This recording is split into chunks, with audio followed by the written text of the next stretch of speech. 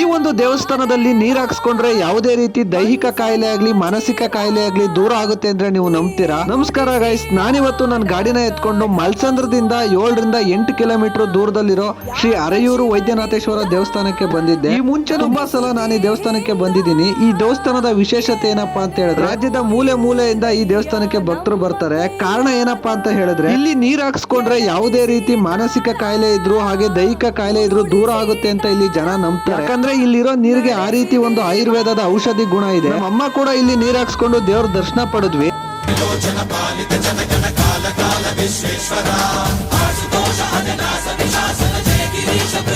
ಹಾಗೆ ಪ್ರತಿ ಸೋಮವಾರ ಇಲ್ಲಿ ವಿಶೇಷ ಪೂಜೆ ಅಲಂಕಾರಗಳು ನಡೆಯುತ್ತೆ. ಅಭಿಷೇಕ ಮಾಡಿದ ನೀರ್ನ ಆಚೆಗಡೆ ಇಟ್ಟಿರ್ತಾರೆ. ಈ ನೀರ್ನ ಕ್ಯಾರಿ ಮಾಡಿ ಮನೇಲಿ ಯೂಸ್ ಮಾಡೋದ್ರಿಂದ ಯಾರ್ಯಾರು ಬರೋಕೆ ಸಾಧ್ಯ ಆಗದೆ ರೀತಿಲಿ ಇರ್ತಾರೋ ಅವ್ರಿಗೆ ಅನುಕೂಲ ಆಗ್ಲಿ ಅಂತ ಈ ರೀತಿ ವ್ಯವಸ್ಥೆ ಮಾಡಿದ್ದಾರೆ. ಇದರಿಂದ ಅವರ health day by day increase ಆಗುತ್ತೆ ಅಂತ ಇಲ್ಲಿ ತುಂಬಾ ಜನ ಎಕ್ಸ್ಪೀರಿಯನ್ಸ್ ಮಾಡಿ ಹೇಳಿದ್ದಾರೆ. ನೀವು ವರ್ಷದ 365 ದಿನದಲ್ಲಿ ಯಾವತ್ತೇ ಬಂದ್ರು ಇಲ್ಲಿ ಅನ್ನದಾಸೋಹ ನಡೀತಾನೆ ಇರುತ್ತೆ.